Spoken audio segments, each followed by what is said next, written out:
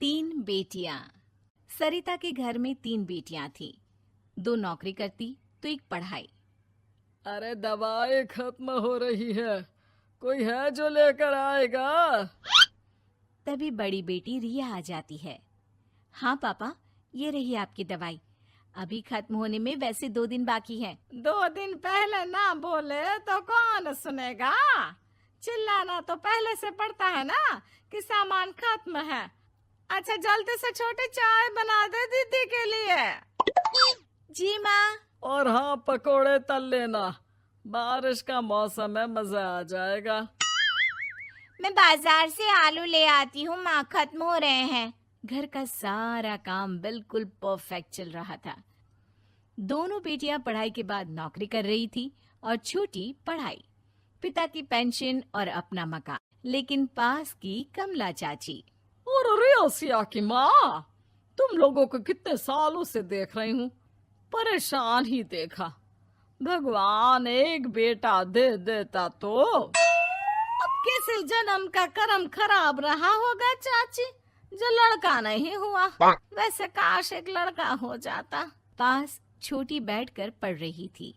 वो माँ की बात सुनकर किताब बंद कर देती है और खिड़की में खड़ी हो जाती है। खिड़की के बाहर रवि, जो कि पास ही में रहता है।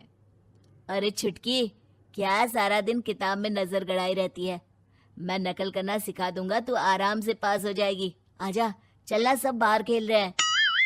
तू तो लड़का है, फिर पढ़ता क्यों नहीं? तेरे सर पर तो माँ पिता की जिम्मेदारी भी है ना। कैसी बात कर रही है यार? जिम्मेदारी मेरी नहीं, पिता की है। पिता की क्या जिम्मेदारी, बता। देख, माता पिता लड़की की शादी के लिए पैसा जमा करते हैं, उसकी शादी कराते हैं, उसे पढ़ाते भी है ना? हाँ, वो तो सभी माता पिता करते हैं। क्या लड़की की शादी नहीं करते? उसकी भी तो करते हैं ना। हाँ करते हैं, लेकिन क्यों, कैसे? सुन, वो लड़के को पढ़ाते हैं इसलिए कि वो बुढ़ापे का सहारा बनेगा।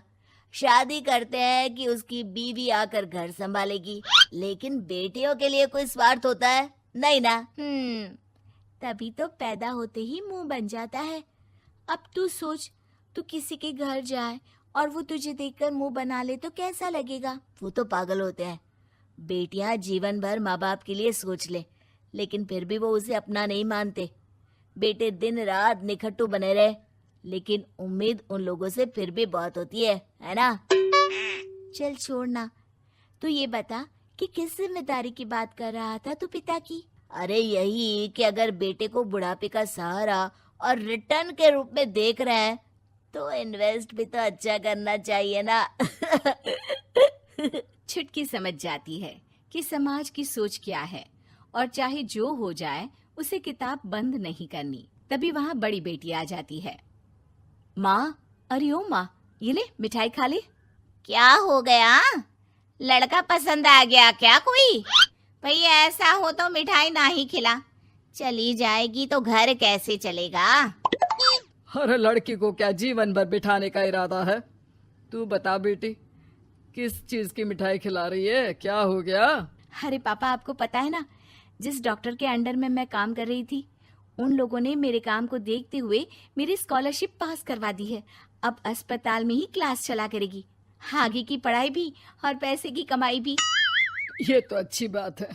तू पढ़ जाएगी तो छोटे को भी अपनी राह लगा लेना।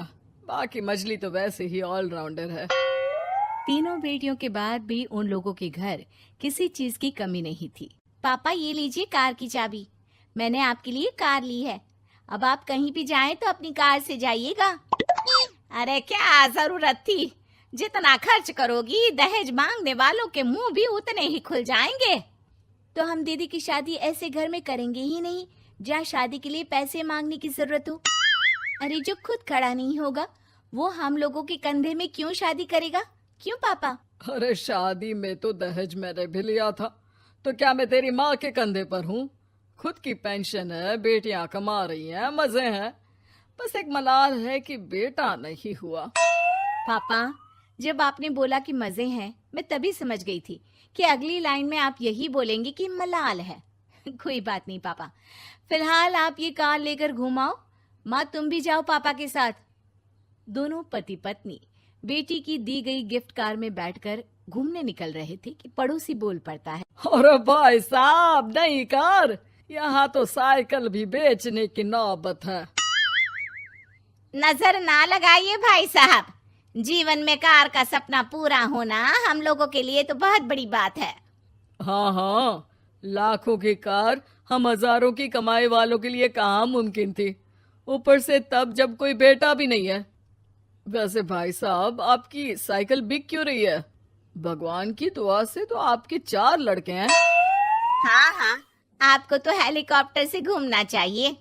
और खाक हेलीकॉप्टर भाई साहब, अब क्या छुपाना, 2 लड़के तो कुछ कमाते ही नहीं, सारा दिन टीवी मोबाइल में लगे रहते हैं। और बड़े 2 जो किसी तरह जिम्मेदार बने भी हैं, बहू के कहने पर 1 पैसा हम लोगों को नहीं देते, ना इज्जत है ना मान सम्मान।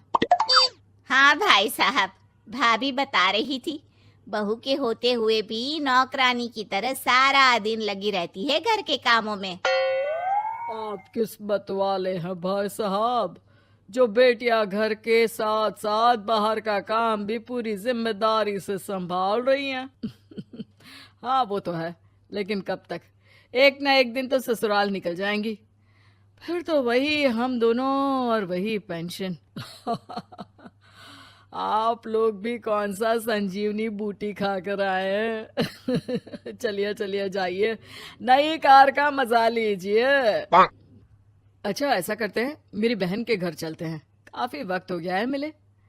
दोनों बहन के घर जाते हैं, जहाँ उसकी बहन और उसका पति बैठकर चाय पी रहे होते हैं। अरे भाई भाभी, आज रास्ता कैसे भूल गए आप लोग? अरे हम तो फिर भी भूल गए, तुम तो कभी नहीं आते हमारे घर। अरे कोई आने का साधन भी नहीं है ना, अब बस से आना हम लोगों के बस की बात तो रही नहीं भाई। अरे दीदी, 2 कार थी आप लोगों की, कहाँ गई? भाभी वो तो जिसकी थी वो ले गया। मतलब? 2 बेटे हम दोनों से अलग हो गए हैं, अपनी कार ले गए, अब हम दोनों अकेले, खुद बनाना खुद खाना। भाई बहन के घर से मिलकर बेटी की गिफ्टेड कार में बैठकर निकल जाते हैं। काश हम लोगों को भी लड़का हो जाता।